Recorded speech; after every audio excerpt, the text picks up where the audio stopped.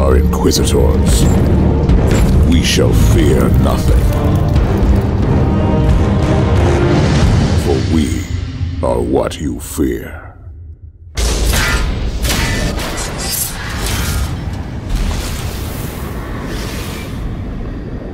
I'm David Martha. I'm a PR and marketing manager at Neocore Games. First things first, it is a very pithy title. Can you kind of just give us a bit of background into why it's the biggest mouthful in terms of video games? Oh yeah, it's still not the biggest. Our previous game was the biggest. Okay. The Incredible Adventures of Van Helsing, that was even longer. Are you just trying to just kind of taunt people and just get it as long as possible? Is that?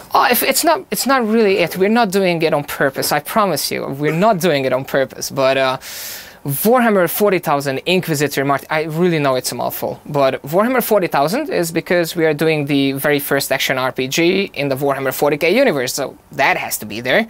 And our protagonists are Inquisitors, so that has to be there as well. And Martyr is something that you learn about during the campaign, because Martyr is a ship that hides a secret of the Inquisition. So Warhammer games in years gone by haven't really kind of hit with the mainstream. What are you trying to do to kind of hit the mainstream, or are you even going after the mainstream, or is it just more about the kind of the niche audiences? Yeah, we still want to make an action RPG that's accessible for most players. And with the experience that we gained during creating the Incredible Adventures of Van Helsing trilogy, we want to build on that experience and create kind of like the next step in action RPGs. Okay, so there's obvious inspirations like Diablo's huge, Path of Exile's huge in the genre, but how are you different to those kind of behemoths?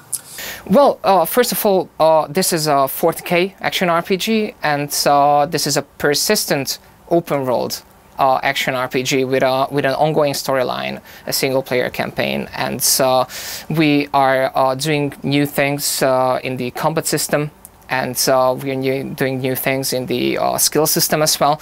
So I think there's always something for action RPG fans in the game.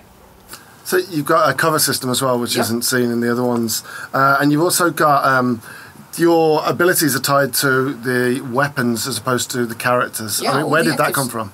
All the active skills are connected to the weapons that you are using. First of all, this is something that's a very 40K thing to do, and the other thing, it gives you diversity. So whenever you found a new weapon, it presents you with a new set of skills, and it gives you the freedom to find the exact class and the exact weapon that you feel most comfortable using, that suits your playstyle. So what you said persistent open world, but that's not procedurally generated. Can you kind of just talk us through the tech and how it actually works? Because you have like a pool of maps that you pull from, right? That's not the same every time. It's not the same every time. Every time you go into a star system, you are presented with various points of interest, like abandoned space monasteries, spaceships, and planetary surfaces. And those are presented to you randomly. So whenever you enter, you can't see the same set of maps twice, pretty much. And so we wanted to add to the diversity of the gameplay by making the maps as random as possible, making random objectives, the spawn points of the enemies, the props that we are actually putting down on the tiles. Because the way we create our maps are like you create a board game tile. You put the tiles next to each other in the random order, and that's how we are actually creating the maps in the game. Is there any, speaking from my own perspective here, I know little to nothing about Warhammer 40k. Am I going to be able to get into the Inquisitor Martyr, or am I going to feel a little bit lost? We really hope you're not going to feel lost. It's a universe that's very easy to fall in love with, and we are doing the best to introduce the players to the 40k lore and the 40k universe. The first part of the single-player campaign is basically as a tutorial, serves as an introduction to the universe, to the new gameplay mechanics, and to the whole 40k lore in general. Is there going to be a lot in there for Warhammer nuts? Let's call them nuts, yeah. A lot. A lot of Easter eggs and stuff like that. Are you guys looking at that? For Easter eggs, I'm not sure, but they're going to find things that they love the most. Lots of lore. Lots of lore, lots of little bits and bobs of the lore that's gonna be very interesting for them, I suppose. Excellent. So you've been in early access on your own system since February last year, and on Steam since, I want to say, September, October? September, yeah. September. I mean, what kind of a feedback have you had so far, and how has that kind of shaped development? That's exactly the reason why we wanted to do early access through our own website, because we wanted the players who come in to be able to help us shaping this world, because we're doing things that nobody really has ever done before, and we needed the players' feedback in order to get the most out of the game. And from very little things like how should the bolter sound in the game, like we presented the players with 3 different sound effects, and we let them choose whichever they like the most, and we added that one into the game. From very small things like that all the way to bigger things like the progression system in the game, we're listening to the players' feedback, and we are shaping the game, and we're letting them shape the game through us, because at the end of the day, it's their game. How are the Xbox One X and the PS4 Pro versions shaping up? Have we got 4K? Is it 60 frames? What's the deal there? That's the aim. That definitely is the aim. Usually what we do is that we give players the freedom to choose. Either if they want higher frame rate or higher resolution, or they want a more balanced experience. Okay. So it seems to be the thing these days on the high-end consoles, that it's either 60 frames, so 1080 60 or 4K 30. Is that what you're aiming for? That's what we are aiming for, and but we're doing our best to aim as high as possible. Okay, how's that going so far? Good? It's going good.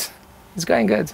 Excellent. And then, so it's a co-op game as well, so you can buddy up with mates. Is it 4-player, you say? It's a 4-player co-op, so every part of the open world, every mission can be played in a 4-player co-op, except for the single-player campaign, because we wanted to keep it as intact as possible, because it's a very exciting story with a lot of twists, and, you know, it kind of ruins it when there's, like, George next to you, and... Perfect. And then finally, you guys are planning on having seasons, which is a big thing in the ARPG world. Can you talk a little bit about that, as much as you can without kind of spoiling it too much? I'm trying to not to spoil anything, but seasons are a way to expand the Caligari sector even further. So all seasons will have a strong central storyline that's going to introduce a conflict into the Caligari sector, and it's going to be up to the players to solve that particular conflict. And there's always more than one way to solve it. And this is not an MMO, so players won't be able to play together as a huge group, but on a metagaming level, we will take each and every player's decision into an account. And whichever path the majority of the players have chosen will be how we resolve that particular conflict, and that will leave a permanent mark on the sector. And so seasons in general are a way to introduce new content to the game. So new enemy factions, new terrain types, new loot, armor, weapons, and everything. And we don't want to divide the player base, so these seasons will be absolutely free for all of our players.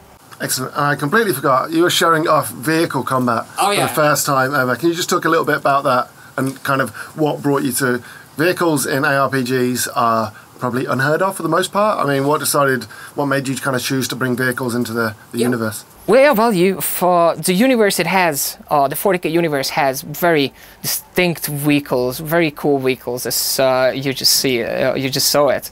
And so we wanted to include them in the game somehow, because it's a very 40K thing to have. And so we wanted the players to be able to play with them. And so far we have the Knight, and that guy you'll see during the single-player campaign.